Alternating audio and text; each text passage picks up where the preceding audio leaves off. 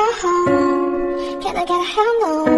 Cause we gonna go all night to see the sunlight. Alright, la-da-dee-da-dee. We like to party, that's you and me, doing whatever we want. Hi guys, this is your Davawaniang Banatera. Welcome to my channel again. For today's video, kami po ay papunta sa Samal Island Camp Holiday, Davao del Norte. Kasama ang aking kapwa solo parent sa Barangay 39D, New Washington, Davao City para makiisa o i-celebrate ang National Solo Parents Week. Celebrate namin ito noong nakaraang April 25. Anyways, mahirap talaga ang pagiging solo parent. Napakabigat dahil ikaw ang gumaganap bilang nanay at tatay ng sabay-sabay. Ang tawag nga sa amin ay inatay, nag-aalsa sa gastusin at nag-aalaga mag-isa. Ang mga hamon ng solo parent katulad ng pinansyal, kulang ang sweldo para sa lahat ng bayarin at pagkain ng mga anak, lalong-lalo na physical at emosyon. Walang kahati sa pagpapakain, pagpapalit ng diaper o pag-alaga kapag nagkakasakit ang mga anak o anak.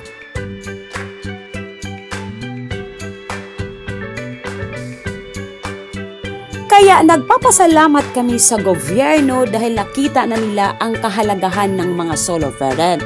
Diba, nagbigay sila ng subsidy. Yun nga lang din ang problema dahil ang budget ay galing sa local government. Kaya may mga lungsod pa o syudad na hindi pa nakakatanggap dahil nga wala daw budget ang kanilang local government.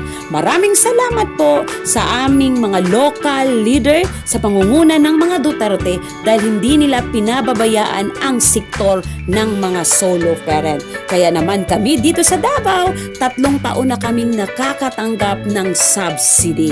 3,000 every quarter o 12,000 every year.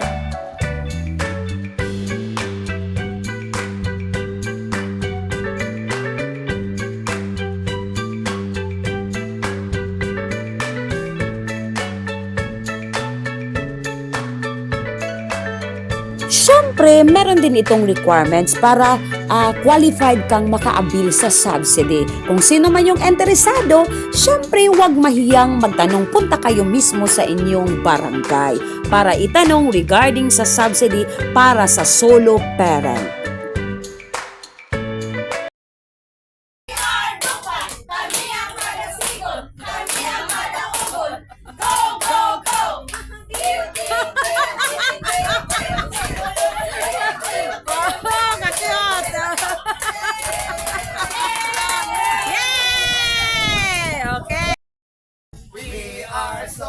So macho, pogi, ang masuya. Sorry. We are so sexy.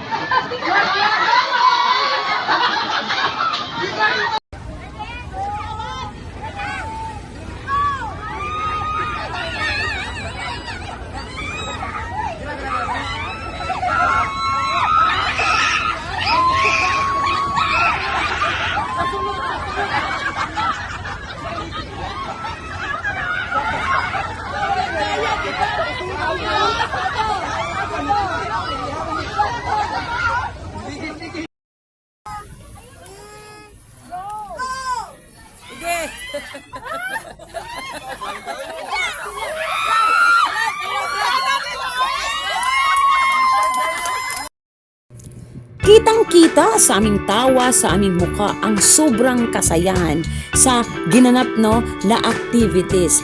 At bago ako magtapos, hindi pwedeng makalimutan, kailangan magpapasalamat din kami on behalf of Solo Parent sa Barangay 39. Maraming salamat sa aming barangay, sa pangunguna ng aming barangay captain, no other than Kapitan Gary Barriga at ang kanyang barangay council.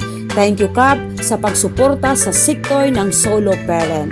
Sa susunod uli sa aming activity, try lang. Bago po ako mag-goodbye, sana naman pakilambing naman dyan, pakisubscribe po ng aking channel, Davao Waniang Banatera, pakilike and pakishare na rin. God bless everyone. Bye-bye!